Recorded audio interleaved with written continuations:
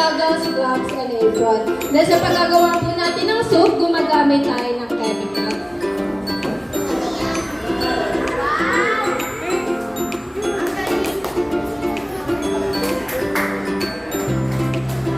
We have 3 ingredients here. We have the glycerin soap base, the aloe vera extract, and the perfume or scent na gusto natin sa ating soap. Okay, first put the glycerin soap base into our melting pot.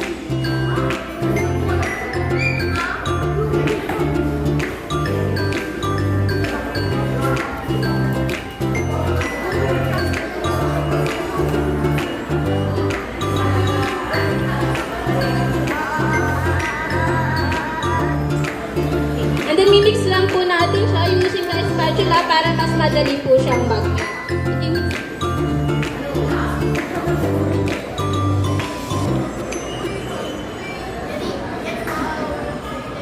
And then habang minimix po natin, saman po tayo ng 2 drops of aloe vera extra.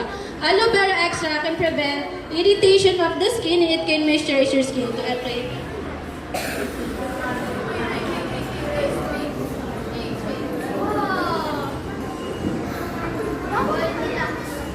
And then the last is the perfume na napili po natin kanina para sa ating soap.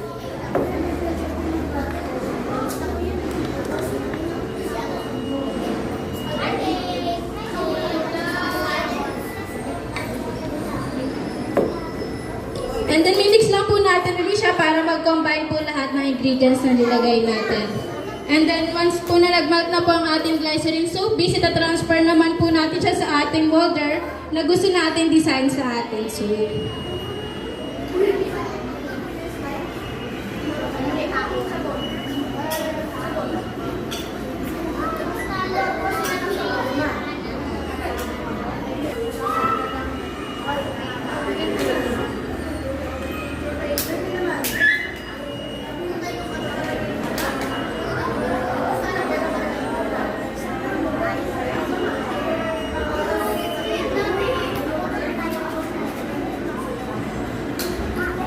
And then mag-wait lang po tayo ng 20 minutes para mag-cool down po yung ating soap. And then ito po yung magiging outcome na ginawa po namin na soap kanina. And then thank you for listening po. You can stand up na po and enjoy your last station. Good job, Audrey. Audrey, smile.